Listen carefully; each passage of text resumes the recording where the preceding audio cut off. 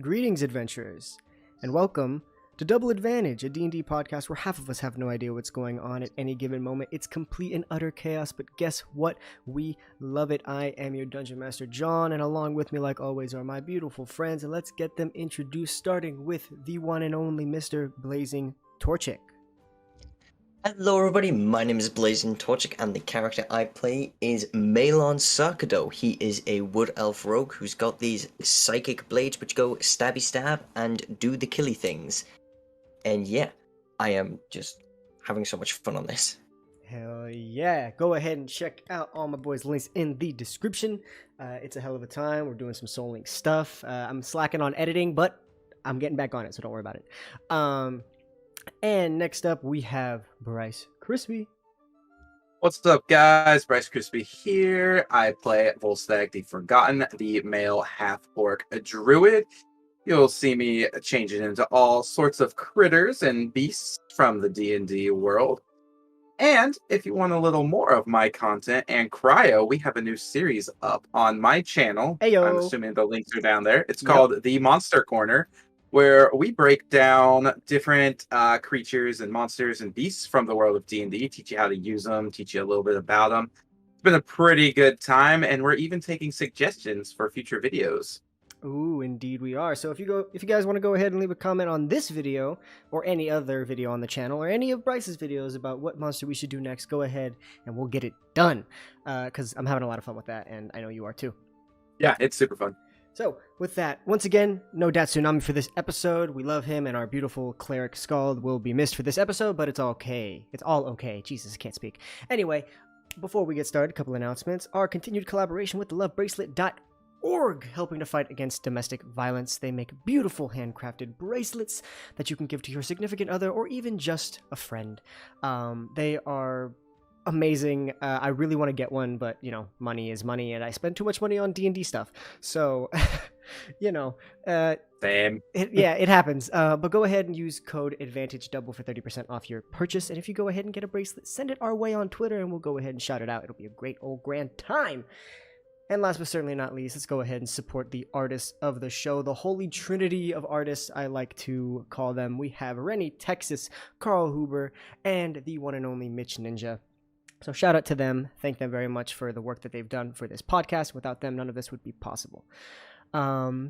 With that, anything else before we get into it? No, I think we're good. Alrighty. Well, ladies and gentlemen, let's go ahead and get into the next episode of Double Advantage.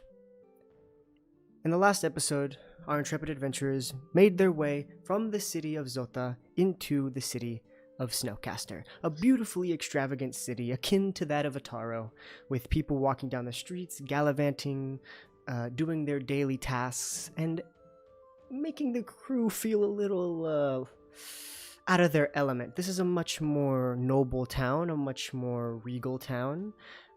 This is the capital of the empire, and so lots of nobles and wealthy people, and most importantly, the king. So everything seemed a little bit much for them, but they went with their friend Thybrick Marblemite, I got the name right that time, to the Molten Menagerie, his beautiful forge, where they spent the night and became relatively close with Thybrick as he pointed them in the direction of the Arcanist Willowgen. Upon arriving to the Crystal Rose Spire, they met with Reginald, a old-looking man with this kind of nice fancy attire, but kind of this slicked white hair.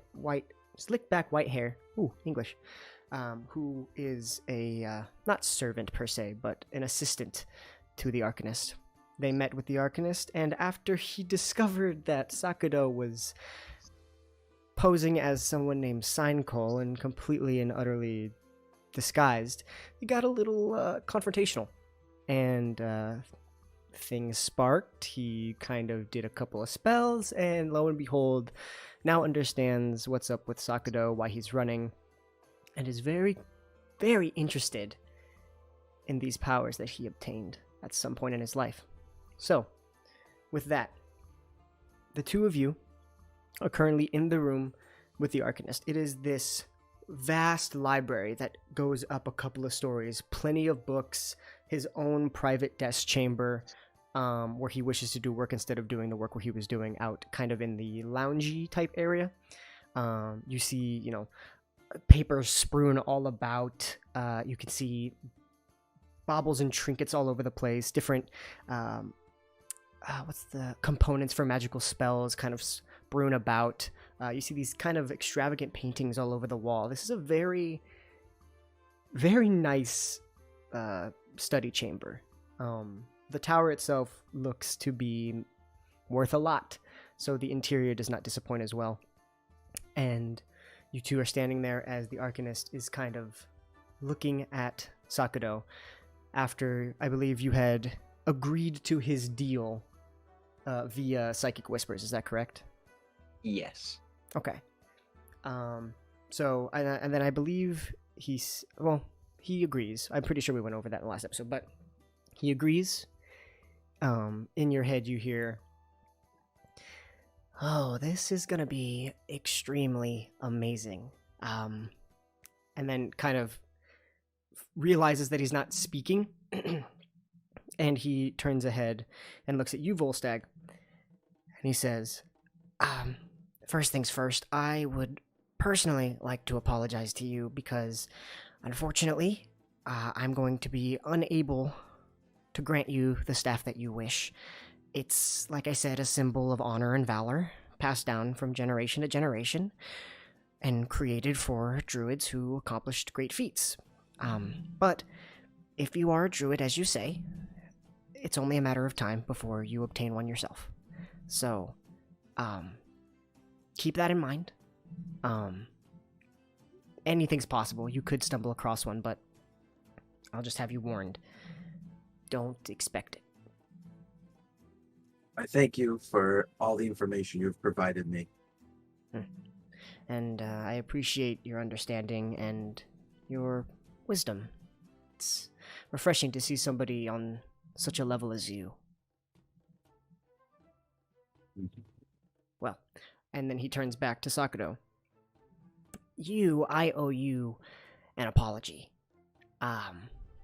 I hope you understand that after discovering that, somebody was not being forthcoming with me, my guard was up.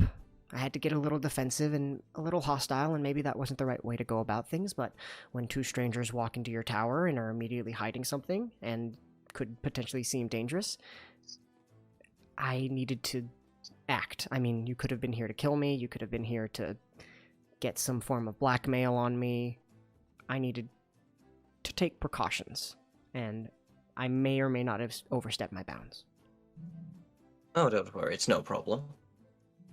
Okay, I'm glad we've reached a genuine consensus. As far as everything else goes, okay, and he goes ahead and with the flick of his hand, you watch as the door opens, and he calls out, "Reginald, could you please come here?" And Reginald steps in. "Yes, what can I do for you, sir?" If you wouldn't mind, could you take a trip down to town and ask Marblemite if he could join me for another business endeavor? I think I have something that could help our friend here. And he says, "Will do, sir. Anything else?" "No. Unless you guys need anything. Do you need anything?" No, I think I'm fine. I'm okay. Okay. Well, thank you, Reginald. Be on your way. Safe travels. And Reginald nods, turns around. Right. So, our little agreement. Let's go ahead and start doing some things here. If you wouldn't mind. And he kind of flicks his hand forward, and this chair kind of slides underneath you, kind of not forcing you to sit down, but kind of like catching you as you fall. All right. So, how do you wish to do this? Would you want to take the samples yourself and then give them to me, or would you want me to take the samples? I would probably trust the person who's more qualified. Okay. I mean, really all I need is some of your hair and some of your blood. So if you want to do that yourself, it's easy enough. But if you require somebody else to do it, that's fine too. Well, the hair's fine, but the blood's a bit of a problem with these knives, you see. How do you mean? They don't cause wounds. Come again? They stab a thing, it don't bleed.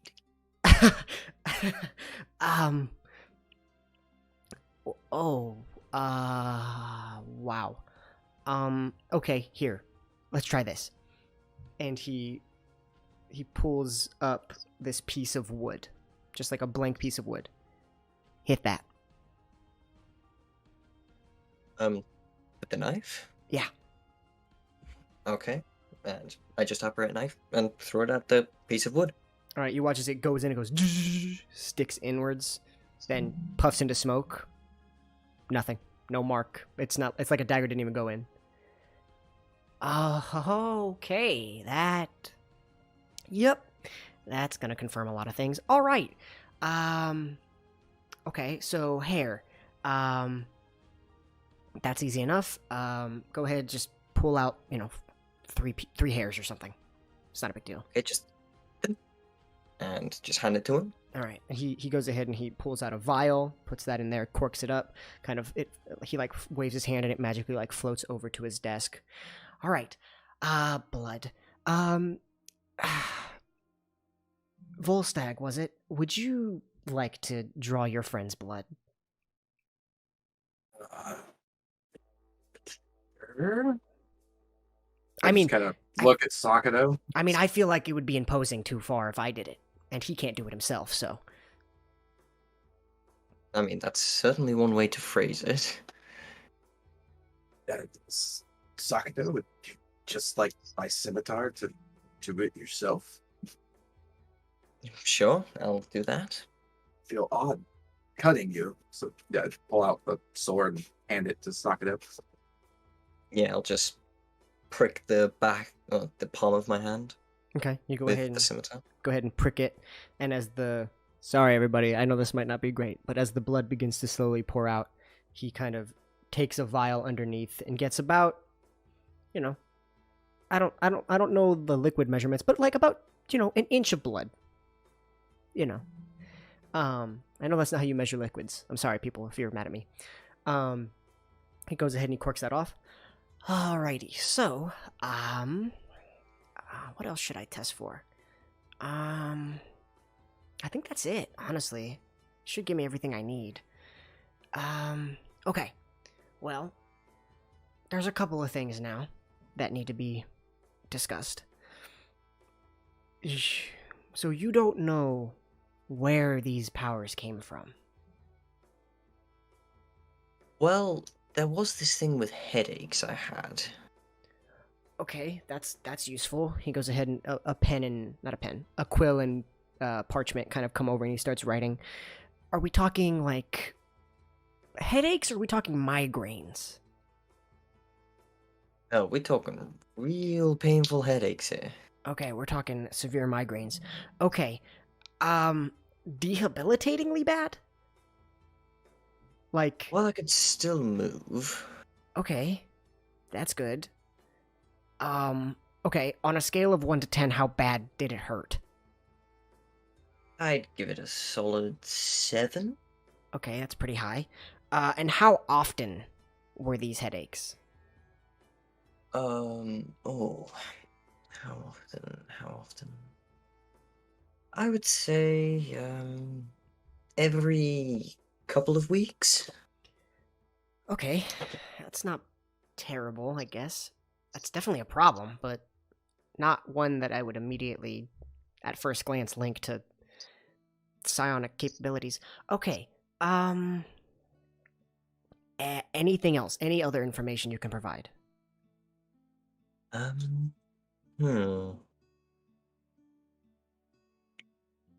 seems that sometimes I'm able to do better at things if I apply energy to myself. Okay. Sometimes. So, enhancing yourself. Yes, like enhancing myself. Okay. How long have you been able to do this? Oh, I just turned it full sec. When was the basilisk? How long ago was that? Few months. So this is Yeah, I'd recent. say. Yeah, quite recent.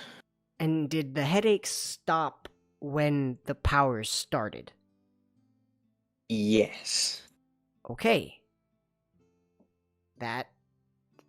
Now that links. Okay, and you've had these headaches since you were born? Since you were a kid? Since a certain age? Oh, I can't remember that far back. Give me a minute. That's fine. I'm just trying to understand if this is something that happened since you were born, implying it's genetic, or something that happened along the way, implying that it's not. I couldn't say if I've had them since I was born, but I've had them since I was a child. Okay, they could have been dormant, so... Okay. Oh, sorry, this is just really interesting. I've never come across anything like this before in my life, so I'm trying to get as much information as I can.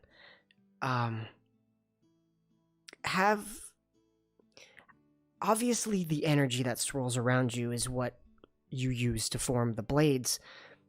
Have you tried to form anything else with them? Well, recently I've been able to change the shape of the knives. Okay, that's interesting. I haven't actually tried to form anything else other than the knives. It just came naturally, because I use knives a lot, daggers. I saw that. Sorry, that was Yeah. out of line. No worries. Okay. Well, I really was only gonna do genetic tests, but I suppose maybe physical tests would be fine too.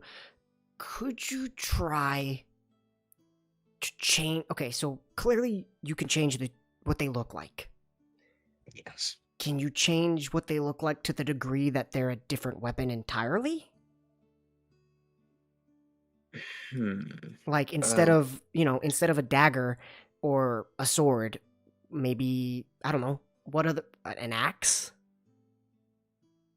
Well, I can certainly try, and I'll attempt to form an axe Okay, from the psionic energy. so what I'm gonna have you do is I'm going to have you... Let's see. What would this be? See, that's what's crazy about psionics. I would say Constitution. I would also say Constitution, but I'm trying to think if I... Constitution or Intelligence, maybe? That's a good... I would say... You know what? I would say Intelligence, because this is you trying to, like, physically figure it out. So I would give Intelligence a run for its money there. Alright, let's go. 10 on the dot. 10. Okay. You summon the knife, and as it begins to kind of condense and apparate into a physical form, you watch as it kind of shimmers and like flashes and waves, and it like starts to take the shape of something different and then fizzles out. And like you're like really trying, like a vein on the top of your head like starts to pop, and like it's making its way and then just fizzles out. Well, Performance issues, Sakado? sorry, could you repeat that? Performance issues? Probably. Look, we don't shame for performance issues around here, okay? That's a serious endeavor. But seriously though, that did seem like it was gonna work, maybe. I feel like if I tried a few more times, get used to it, I might be able to pull it off. Do you think that if you were to summon a different weapon, would that be easier for you to attack things? Like, daggers are not a let me put it this way, are not the best weapons in terms of efficiency when it comes to dealing deathly damage to foes.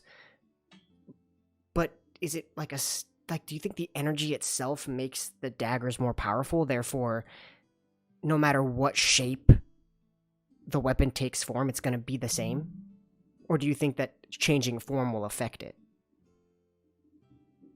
Well, judging by how I changed the shape of the daggers, and that doesn't really change anything at all, it could mean that changing the actual weapon itself might not do anything.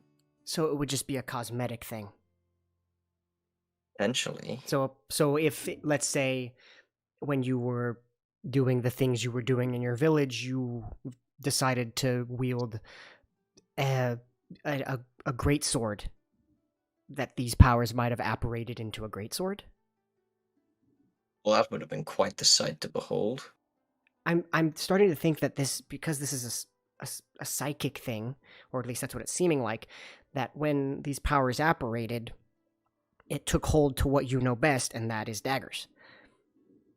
So, if you would have known best a bow and arrow, maybe it would have apparated into a bow and arrow. But well, we can only assume. Yeah, yeah, you're right. And testing will be the most efficient way to do that. Okay, one last thing, I suppose, unless you have anything else. Have you ever tried to change the color? You can change the appearance. Have you ever tried to change the color? And I'm just sitting there thinking, playing through all the events. I've never tried, but it has happened. How so? I can't put my finger exactly on when it was, but one time when operating the knives, I was in quite an angered state, I believe, and the knives were a lot darker red. Huh. So they shift to match the mood. Eventually. Huh. Okay, so all this is pointing to being a very heavily brain-involved thing. It stems from your emotions, it stems from your memories. It latches on to your memories, clearly. Yeah, all steps point to psionics, which is absolutely bizarre that you possess this capability. Okay. Well, any other questions? Anything else you might think that you might want to test while we're here?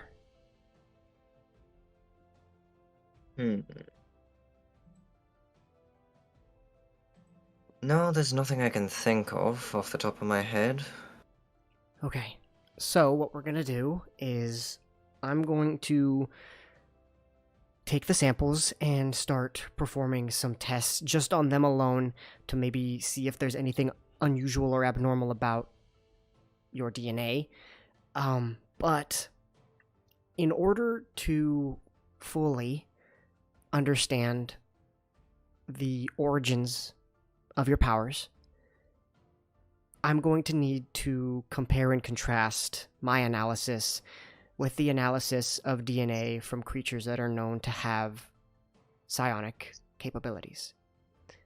What that means is, and I can deduce a fair bit from just your DNA alone, and if that is suffice for you, then okay. But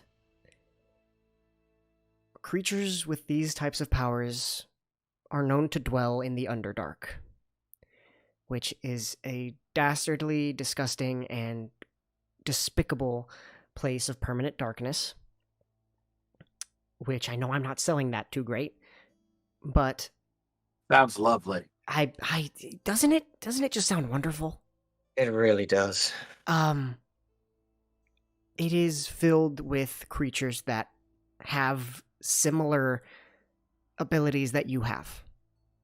The telekinesis, the energy manipulation, being able to enhance yourself via the energy manipulation. Creating weapons is a new one that I haven't seen before, but I guess it's not entirely impossible. I don't know much about the Underdark. But what I say all this to say that if you wish to truly understand, grabbing biological samples from creatures of the Underdark would greatly help aid me in understanding what's going on. Now, I know that that is basically sending you into a death trap. Well, not really. You seem strong enough. I mean, blades that operate out of nothingness. You are a druid. So you claim. I believe you, though. So, I don't necessarily think that it's... Just because he says that, I wild shape into a bear. Alright, Why not wolf? Okay, all suspicions point to yes, druid. I'm sorry for doubting you. But seriously, if you are to travel there, which I'm not saying you have to, because honestly, just knowing if there's something peculiar about your DNA is interesting enough. But the option is on the table. If you're interested.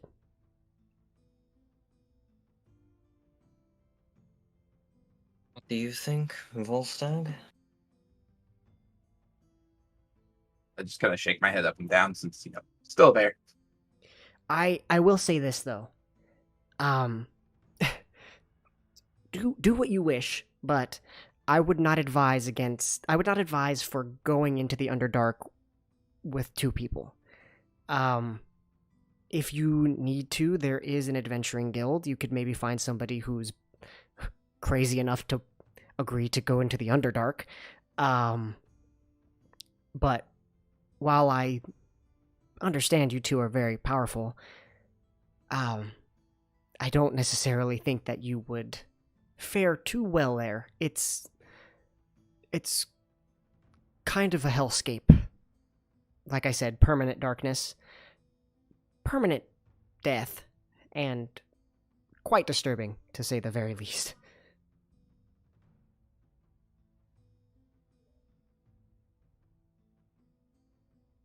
Well, we don't have to go right away. We can always see what the results from the DNA are, and then go from there. That's an excellent point. That should take me... Well, I had Reginald postpone all of my activities, so I could probably get a fair bit of this done tonight. I could probably have proper results back to you tomorrow around this time. Okay. I'm going to come out of wild shape. Ah, welcome back. How would we even get to the Underdark? How long of a question. journey would that take us? Well, the Underdark is a vast array of mile-long tunnels that lead into various different underground cities, This is underground getting better. horrors. There are rumors of full civilizations down there.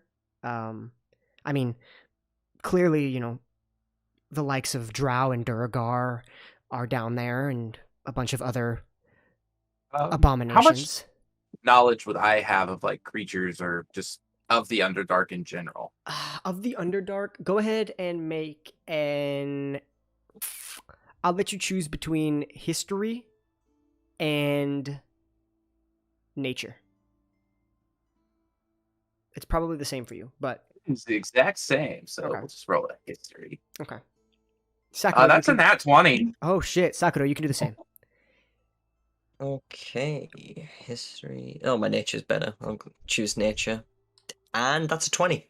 Okay. Not that, but... So, we'll start with Sakura.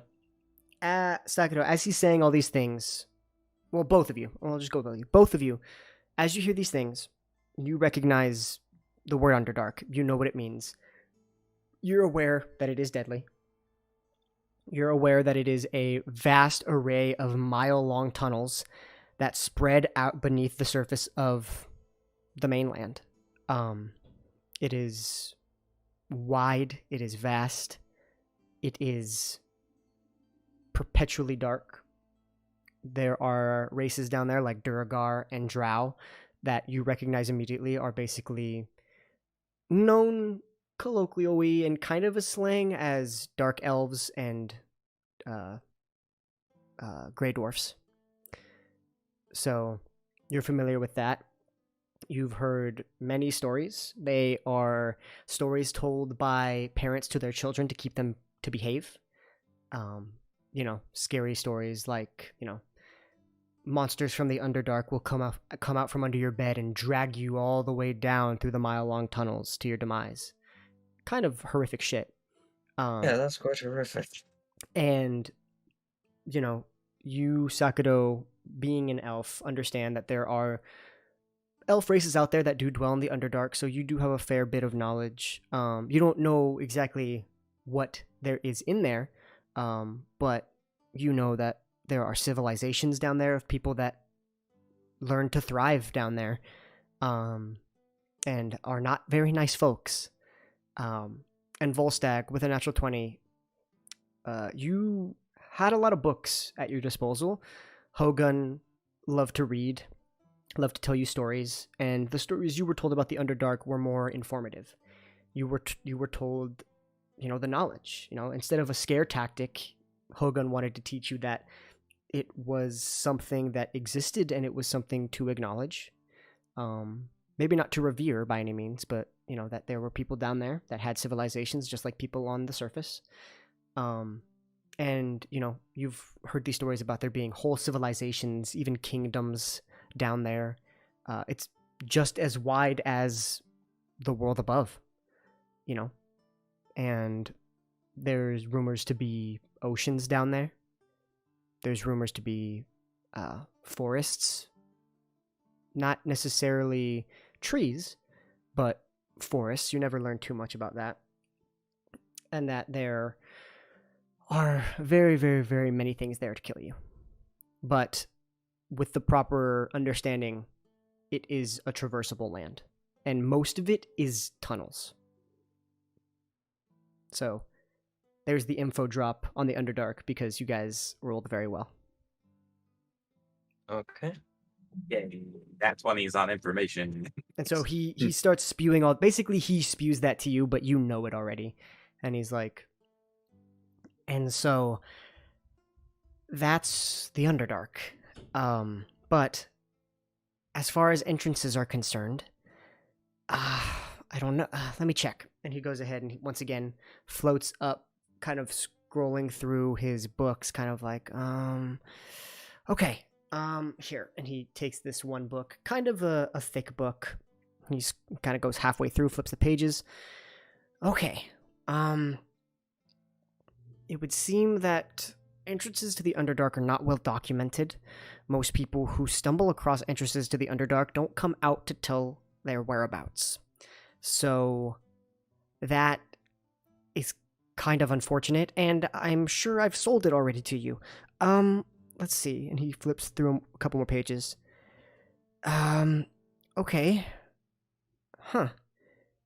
This might be good.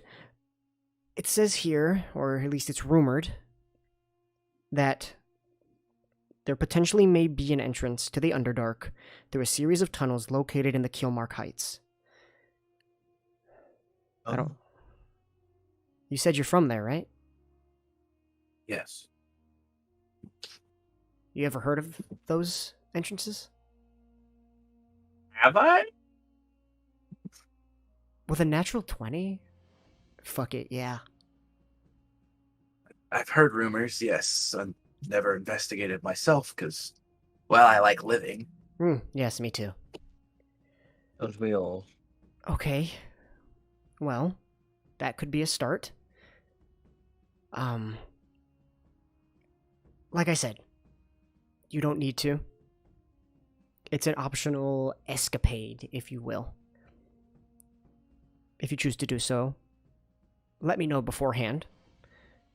But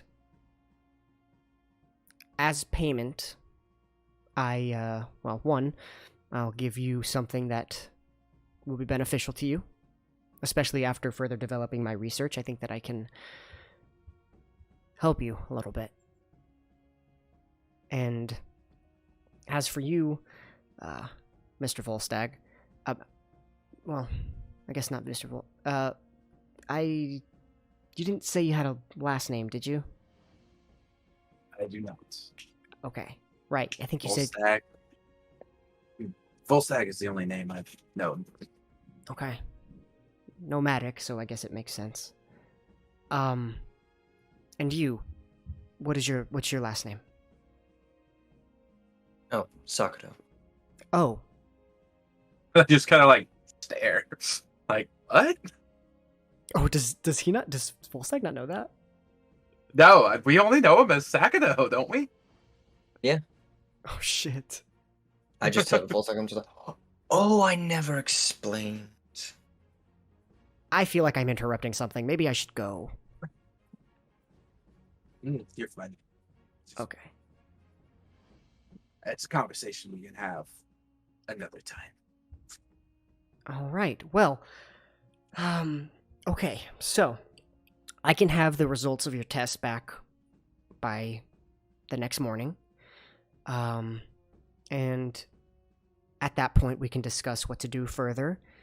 Like I said, if you do choose to go into the Underdark, one, you will be paid with something that could help you, and some money shall be provided, because I don't necessarily know what to do, considering I can't provide you, Volstagg, with the staff that you so desperately require. Just kidding. That's a joke. It wasn't a good one. But in all seriousness, I do apologize for the way that I acted, and I hope that reparations can be made, and that this could be the start of an interesting collaboration. Yes, I've always wanted to know. Thing to ask of you. Oh, whoa, lots of stuff. Okay, Volstagg, yes, continue. So, on our journey here, we did run into some displacer beasts. Ah, yes, displacer beasts. Quite foul And individuals. I managed to harvest some of their displacer blood. Is that something you would be interested in? Ooh. Actually, that would be actually fantastic. Are you sure you wish to part with such precious material? You've given me info, and I'm sure if you come up with something cool for it, you might share. I think that sounds like a very fair trade. Okay. I will see what I can do. I can actually, well, one, I'll see what I can do with that, but two, that might be interesting to test with Sakuro's blood. I mean, you don't have any teleportation abilities, do you? No, I don't believe so. I haven't tried. It's worth a shot, I suppose. Okay, yes. Thank you. I appreciate that. The gesture is very much welcomed. How much of it do you give him? All of it. I think I just have the one vial. Okay. But I'm not sure. We never put it in my inventory. You might have gotten one vial from each, because there was 3. Okay. Then I'll go ahead and give him 2 vials and keep one. Okay. Okay, I'll use this one to test, and I'll use this one to see what I can do. Sounds good? Sounds good. Awesome. All right. Well, Sakura, did you have anything else before we part? Yes. Volstagg, if you remember, Buksabi's sister mentioned something about old things that are powerful. Oh, yes. Do you remember what they were called?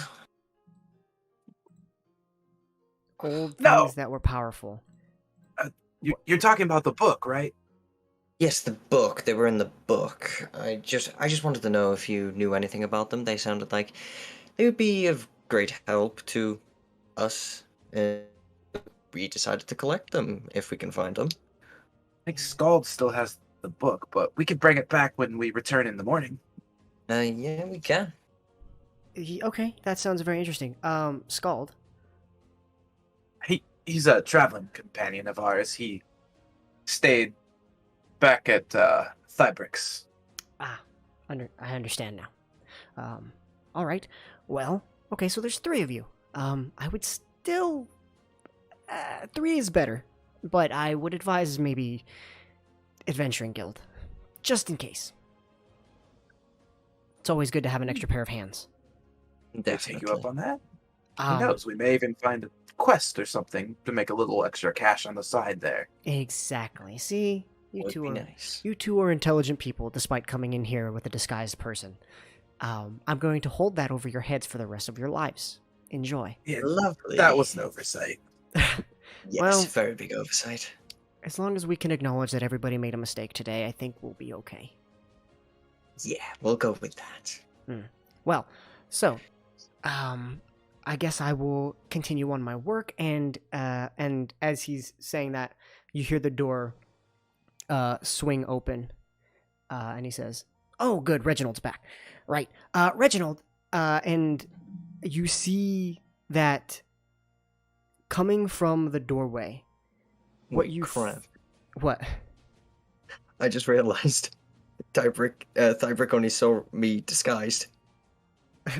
Okay, well, you don't see anybody yet, so if you wish to do something in this moment, you can. I'll give you that if you want to disguise. Nah, we'll leave it. Are you sure? Yeah, Okay. this will be fun. And you watch as the Arcanist kind of walks towards the door. So you two can't see anything, and he walks out and he says, "Ah, Reginald, oh," and you can like see the side of his eyes, and they're a little bit wide. Not like super wide, but he's like, "Oh, I was not expecting you to be here today." And you watch as an individual begins to step into the room, and he is wearing this kind of long, billowy coat that kind of flows down, kind of fancy attire, less like mage robes and more like suit jacket, but really long down, kind of like the Civil War attire. Very fancy looking. Sakura would like to cast Disguise Self. Okay.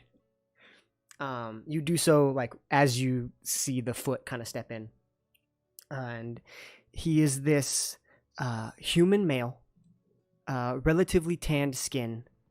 I would say about 5'10", 5'11".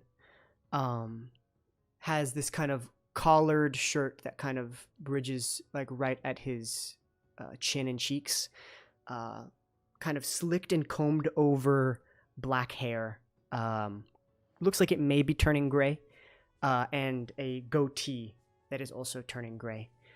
And he walks in and he says, "Ossian, come on. You know I can just visit you when I please, old friend. I don't understand what the worry is." And he turns around and sees you two. "Oh, I understand. I am interrupting. Well, my apologies. I did not know you were going to have company. Who are your new friends?" These are some compatriots that I am currently working with on a very important study that is currently confidential. And he kind of like, he's holding it together. Like Sakura, he looks fine, but Volstagg, because of your passive perception, he is sweating a little bit on the back of his neck. Well, this is Volstagg, and this is Seinkohl. And he walks up to you, smile, a pleasant smile, and he says, "Well, it is a pleasure to meet you. My name is Baron Lotus, and I'm thrilled to meet new people. Any friend of Ossian's is a friend of mine. So, pleased to meet you." And he reaches out to shake your hands. Reach out, shake his hand. Good to meet you. It's a firm handshake. It's a good one. Sakura does the same. Well, I hope you're having a great time with my friend here. He's an excellent man, an intelligent man, and without him, who knows where I would be? Well, actually, without me, who knows where he would be? I kid. No, but seriously. I'm sorry. I will make my way. I should have knocked, or at least let you know I was coming. My apologies. And he turns to you two and he says, hopefully we meet again one day. And I bid you farewell. And he makes his way out of the room, and you hear the door close, and he leaves the tower. And you can see that the Arcanist kind of breathes in and then sighs out really quickly. I am terribly sorry about that. I did not know that he would be arriving. So I'm sorry. I'm really glad that you were able to change your form, because that was about to be really bad. I'm assuming he knows things then. No, it's just I respect your want for privacy. So if he came in seeing you as you, yeah, nothing would come of it. I feel like that would compromise a friendship that we are currently in the works of trying to mend. He's a good man. I was fearful that I would break your guys' trust almost immediately after regaining it. So... Yeah, well, I would like to thank you for that. Who exactly was he? That's an old friend of mine.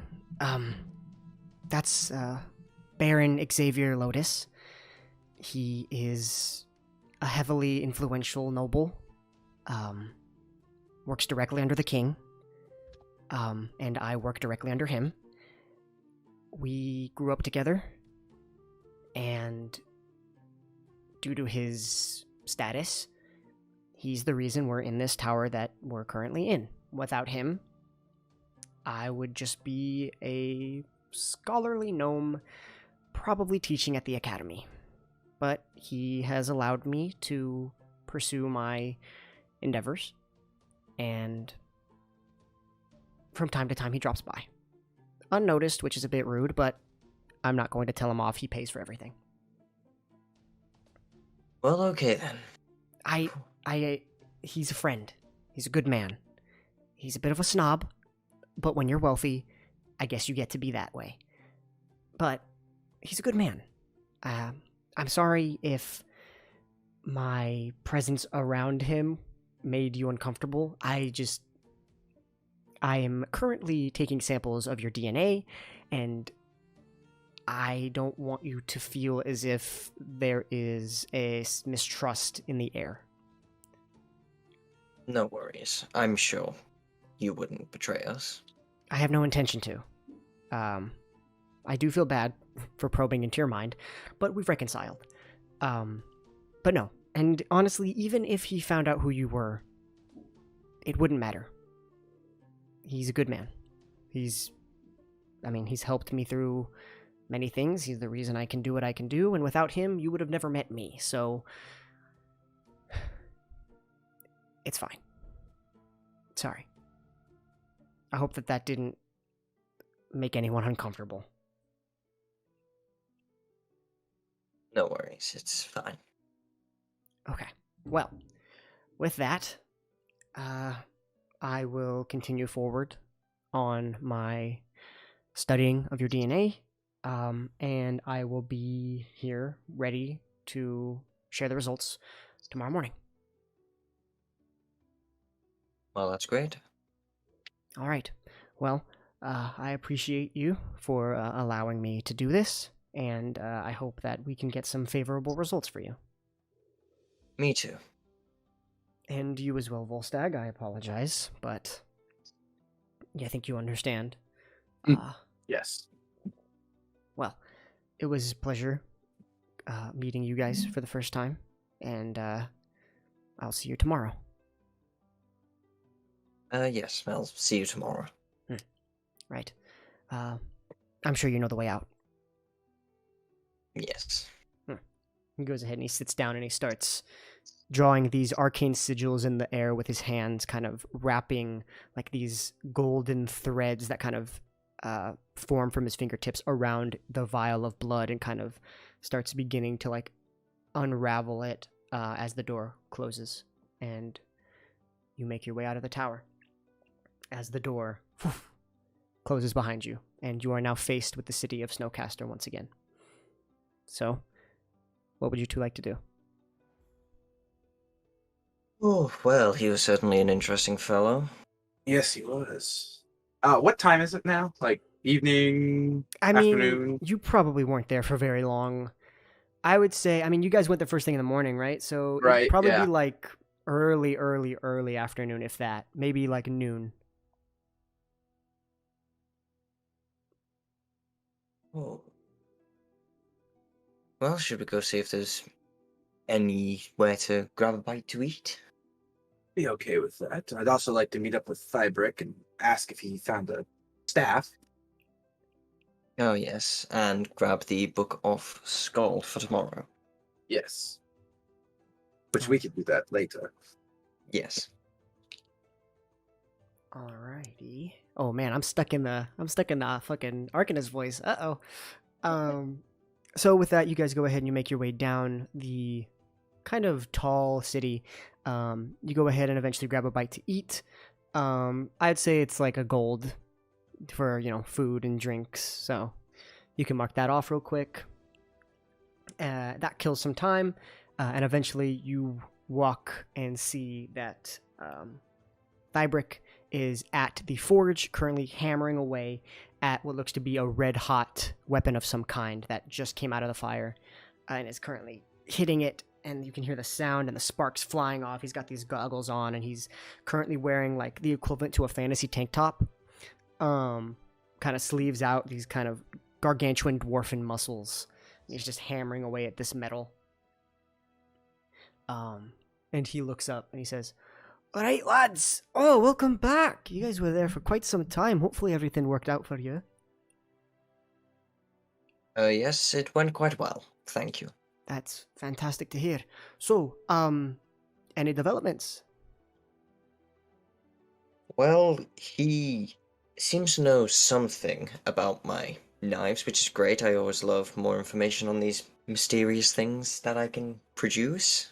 Speaking of mysteries, I'm actually working on something with him for you, so instead of a weapon, I guess I'm gonna make you what he asks of me. I don't quite know what he wants, but I got word from his assistant that I would be making something for you. Well, surely anything with the collaboration of you two would be quite powerful. I bet you're quite right. We've never worked on something like this before, so it'll be interesting to see how things manifest. Well, I look forward to it.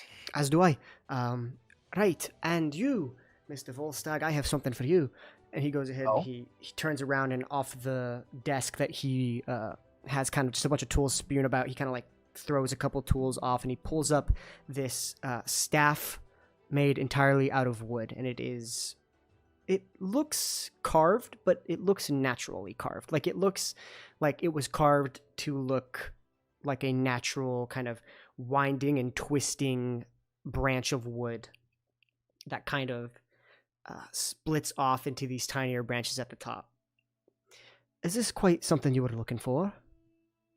Yes, this is perfect. How much do I owe you for it? Aye, and he tosses it to you. On the house. You saved my life. Are you sure? Come on. I can't make that. I can make something for your friend, but I can't make the staff. So consider it a gesture of pure kindness. Thank you very much for this. Of course. Well, what are your plans for the rest of the day? Well, we're not really sure. We got some food, and then we came to check on you. You know of any small favors we could do for anybody? Maybe make a couple coins? Aye, well, I could use a hand around here if you want. Ah! Of course we can help. Right, of course. I mean, to be fair, you're staying in my home, so I guess it evens out. Yeah. Right. So, specialties, what are you good at? Because we got metal to pound, we have metal to heat, we have some leather working I could have you do, decorating, I suppose. Never been one for the artistic stuff, so if someone wants to give it their little flair, then maybe we can make that work. Whatever you think we'd be best at. All right. You Sakudo or Sign Cole, sorry. You Sign Cole.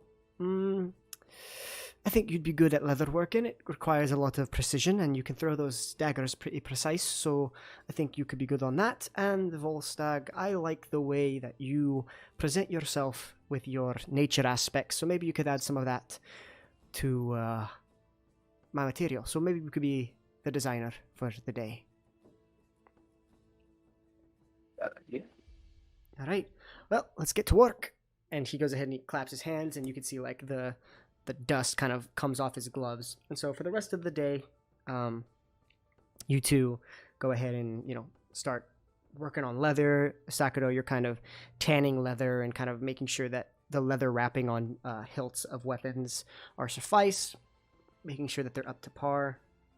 And Volstagg, you're kind of adding your flair to everything, making it all look nice. You're not a terrible fan of metal, but you kind of add the flares to make it tolerable. And with that, it does begin to break into night. So if you guys would like to bed down and sleep for the night, so be it. Oh, quickly, I would like to get the book off Scald and have a decent look through it. Okay. For the artifact things. You rummage through his bag. It's not even in a bag, probably. It's probably like strapped to the side of his pouch, and you could just take it off. He's sleeping. And yeah. So you go ahead, look at the book. Are you going to be reading it, or are you going to just kind of skim through it? I'll read through it. Okay. So we'll say that because of your elf heritage, you don't have to sleep as long as Volstagg. So we'll say that you both sleep at the same time, but Sakudo, you wake up about 4 hours before, and for those next 4 hours, you go ahead and you read through the book. Go ahead and make me a history check with advantage because you're looking at source information. Okay. To see how well you can retain it. Oh, that was 2 good rolls. 18. 18. So while reading through, some of the things are reinforced. Sorry, my computer's bugging. Please don't do the thing that it does. Anyway, as you're scrolling through, you are presented with new and old information. You understand that there are currently 3 artifacts known as Ordinances.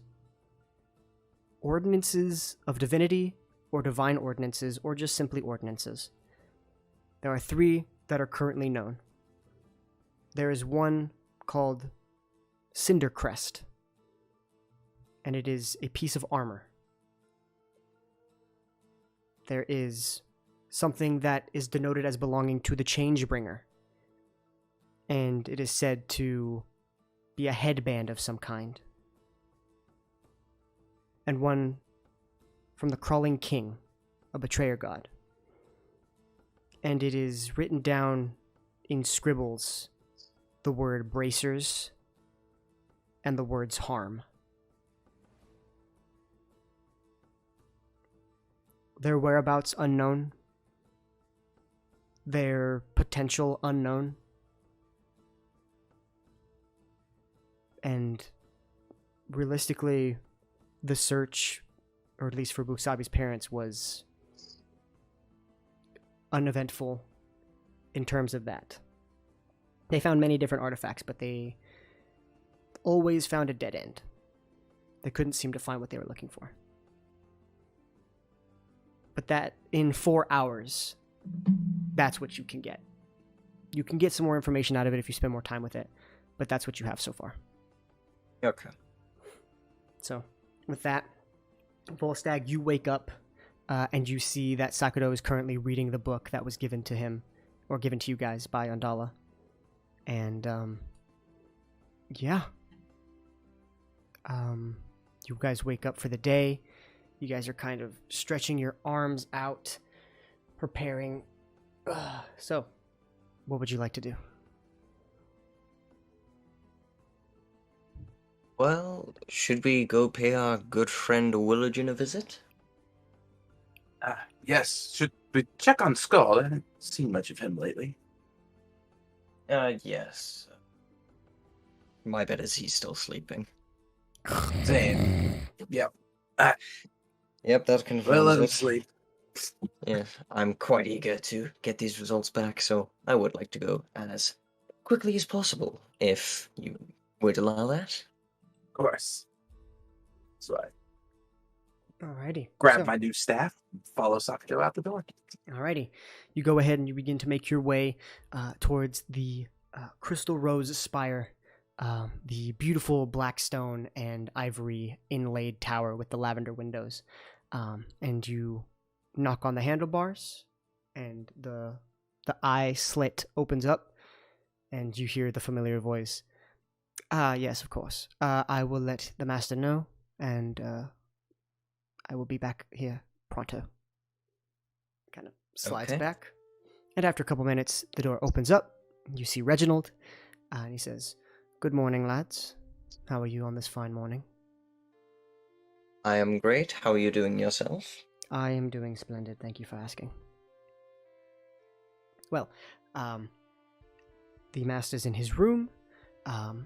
If you wish to go up there yourself, or I can summon him down here.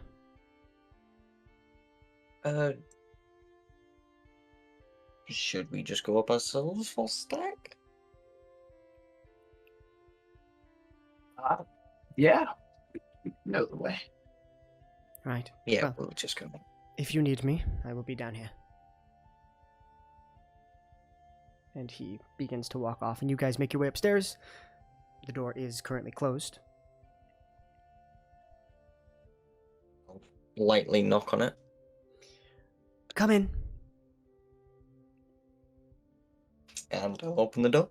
All right, and you see Willow Jin is currently sitting at the table, kind of having a couple papers in his hands, and he says, "Ah, you guys are truly men of your word, early morning risers, huh? Very much so. Well, wish I could say the same. I didn't sleep last night, 'cause, what we have here is something quite spectacular." And he kind of throws his hands up, and you can see all his papers kind of float up and kind of surround the three of you, kind of in this, like, ovular shape. And he says, "There's definitely something here." Oh, yes, I Um, can see that. A lot of paper. There's something different about your genetic coding. I don't know what it is, but it would imply that it is genetic. I don't know how that's even possible. But it would imply that you were born with this ability dormant inside of you. And I can't even begin to understand how or why. Well, I'm glad it's not a contract with the devil. That would be a shit show, wouldn't it? Can't imagine that. That would definitely be interesting, but not in the good way. No, not at all. Well, also, I was not able to do anything with the blood for the displacer. My apologies. One day I'll get to that. Compared it to the displacer blood, nothing matched. So that's a dead end. But at least we know you're not cursed. You're not, enchanted by any means. This is coming from within you. However, that came about. So, yeah. You're an anomaly. Well, I'm glad it's an anomaly and not a curse. Yeah. Well, I'm glad that we've learned something. I'm glad that you at least know a little bit more about yourself. Like I said, if you wish to gather some other samples for me, I could further develop this and truly figure out what's going on. But until then, I have some ideas on ways to help you. And, yeah. Anything else? Oh, yes. About those weird old things I mentioned Yes, of course. yesterday. Have you heard of anything called the Ordinances? Ordinances of Divinity? What do you know about divine ordinances? It's not much. We were given a book by one of our companions' friend's sister. Wow, that's a Quite mouthful. complicated. Yes, I know. And it talked about Cindercrest, a headband belonging to Changebringer, braces, stuff like that. Huh. Ring any bells? You have a lot more information than I expected. Yes. I'm quite surprised you even know about ordinances to begin with. Yes. Magical artifacts lost to time, created for the Battle of Arrows to help turn the tides. Power unknown. Uses unknown. Location unknown. Most everything is unknown. They're believed to be a myth, quite honestly, and even I don't know much. From what you are deducing, Cindercrest seems to be the Dawnfather. And the other two, I am not sure. I've heard of the Crawling Kings. Legends say that it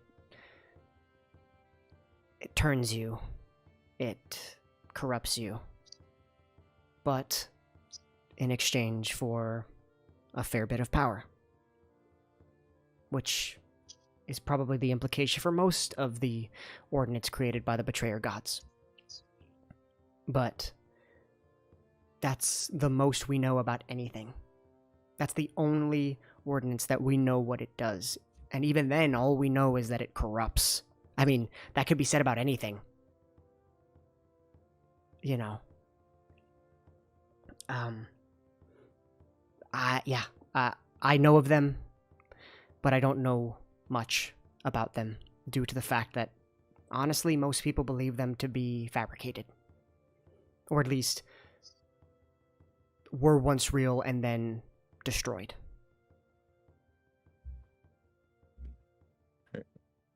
Well, thank you for your input. That certainly added a bit more to this mystery. I mean, there's a possibility they're still around, if they were even around to begin with. I'm a skeptic. There's not enough information, and the information that's available is slim to none.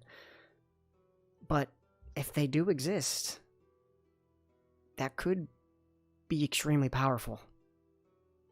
No offense, far more powerful than a Staff of the Woodlands. A Staff of the Woodlands is still extremely powerful, but something of that caliber, from the days of old, as far back as the calendar's inception, that's life-changing, world-changing, and any one of those in anybody's hands could either spell the death of the world or the flourishing of it.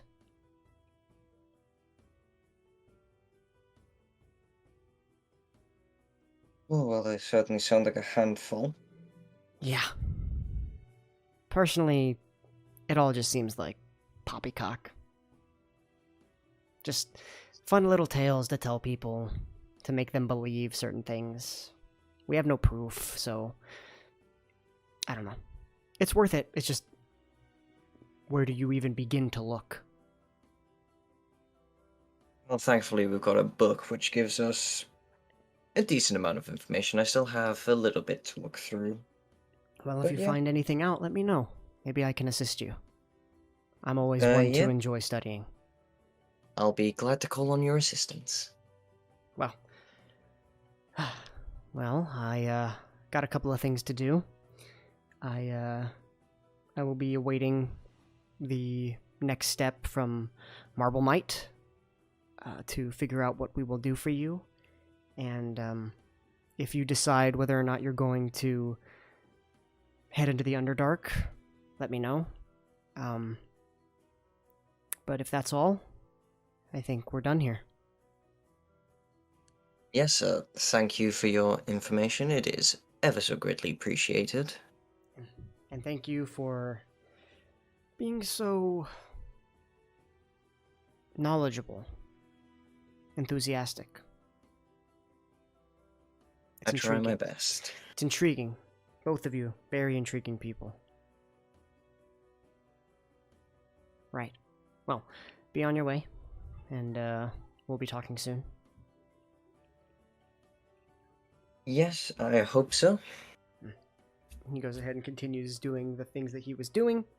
You guys make your way out as Reginald nods his head at you and escorts you out, and then promptly closes the door as the two of you are now facing the city of Snowcaster once again. And that is where we're going to leave this episode off. So thank you guys so much for being here. Thank you everybody for watching and listening. It is greatly appreciated. Hopefully you guys had a good time. It was an interesting one for sure. But yeah, go ahead and check out everybody's links down in the description. Show some love. And yeah, we're going to go ahead and get on out of here. So thank you guys so much. We love you very much. Enjoy your squirt sticks. And we'll see you guys next time. Peace.